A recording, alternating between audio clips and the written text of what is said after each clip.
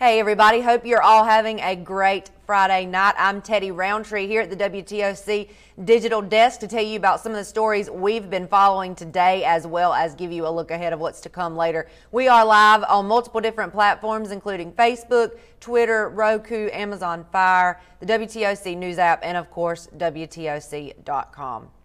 Well, the man charged in last year's 4th of July city market violence made another appearance in court today. Jerry Chambers was in the white SUV police chased after a shooting in the area that night.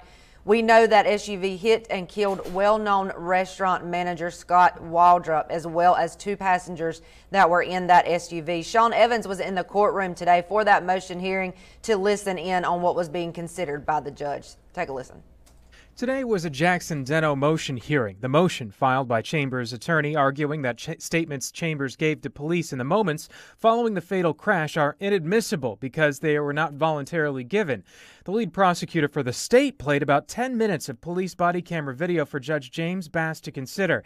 In the encounter, officers could be heard asking Chambers his name, age, and other basic information.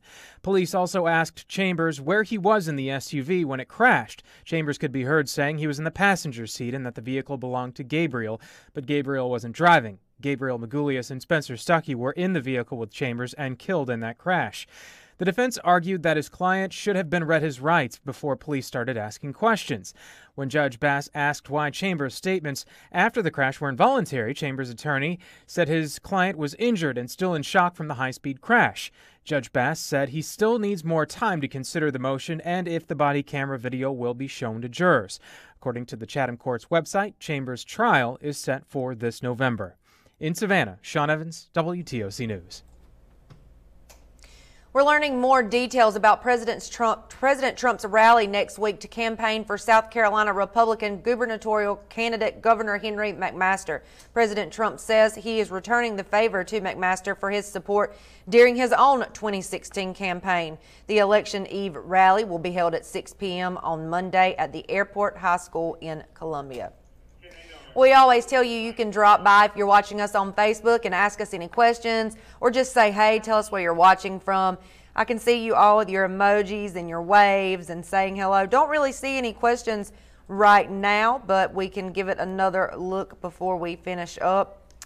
Let's see. New tonight, there are new signs in downtown Savannah leading drivers to the Talmadge Bridge, except the signs say the Savannah Bridge. This comes after multiple failed requests by the city of Savannah to the governor and the Georgia General Assembly, asking them to officially change the name. So far, WTOC knows of 3 locations where the city has those signs posted. 2 are on the intersection of Fahm Street and West Oglethorpe Avenue. The 3rd is on the corner of Montgomery and Oglethorpe. There's still signs around town that say Talmadge Bridge because that's still its official name. But the city has put these signs on city right-of-way property because they're determined to get people to start calling it the Savannah Bridge. Whether you're traveling to Georgia or South Carolina, drivers continue to be greeted with signs that read the Eugene Talmadge Bridge. But should you be in the city of Savannah looking for the Talmadge, you'll need to follow these new signs. We're excited about the sign. I hope everybody else is. Last fall, the mayor and city council members sent a resolution to Governor Deal and the Georgia General Assembly asking them to rename the bridge amid controversy over the Talmadge name. That request went nowhere during the 2018 legislative session, along with a different resolution that died, proposing to rename it the Low Bridge after Girl Scout founder Juliette Gordon Low. How do y'all rename the bridge with just on your own without going through the General Assembly? Well, we voted on it earlier on, and everybody was, it was unanimous. What we needed to name it was the Savannah Bridge. Get used to it. Maybe the state will get used to it, and they'll let it ride and let us go ahead and rename this bridge the Savannah Bridge. But State Senator Ben Watson had no idea about the signs until we told him. Ultimately, the General Assembly is the body that can officially name a bridge, is that right? Right. It is run through the committee process in Atlanta. The General Assembly through the transportation committees are the ones that names or renames bridges and roads and so forth. So even though there's signs that's not the official name, what's on the books? Listen, I think GDOT has well established that. The name is the Talmadge Bridge, and that's been well established in the past. Some local residents were also surprised that the city of Savannah had taken on the initiative. I would rather it be Savannah Bridge than the Talmadge Bridge, but honestly, is that an agenda that our council needs to be working on right now? I'm not sure, but I guess it's a question for the people of Savannah. I think Savannah Bridge is a nice name, but I do believe that they should go through proper legislation and get that name changed correctly. We found at least 3 signs around town, and city officials say they've been up for a couple of weeks. But what the mayor couldn't tell me was what it cost. But this is city money, right? This came out of the city's budget.